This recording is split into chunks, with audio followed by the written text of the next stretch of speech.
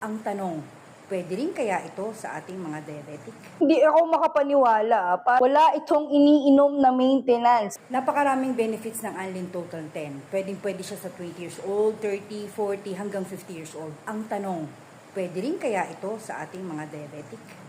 So, ihahalo natin ang Anlin Total 10 dito sa black coffee na nilagyan natin ng equal. Nagawa na natin to ng review kahapon. Ang black coffee na may equal ay walang spike sa ating blood sugar. So, ang babantayan lang natin dito ay kung mayroon bang spike sa ating blood sugar ang Anlin Total 10. Lagyan lang natin siya ng 3 scoop.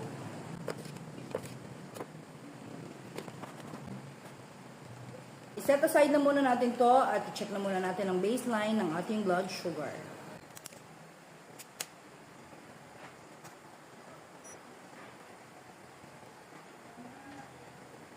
(150) as of 9:11 a.m. Taas naman ang baseline ko, kainis. Iinumin na muna natin ang ating coffee with Anlin at babalik tayo after an hour para makita kung ilan ang milligrams per DL ang magiging increase ng ating blood sugar sa Anlin Total 10.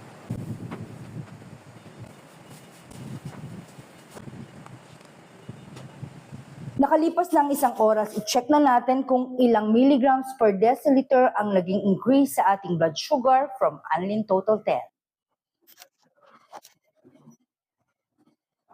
149 as of 10:30 a.m. Talaga, 149? Walang nangyaring galaw sa ating blood sugar?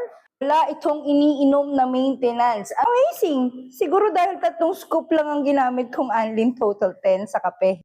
Hindi ako makapaniwala. Parang gusto ko siyang subukan ulit bukas para makapanigurado tayo.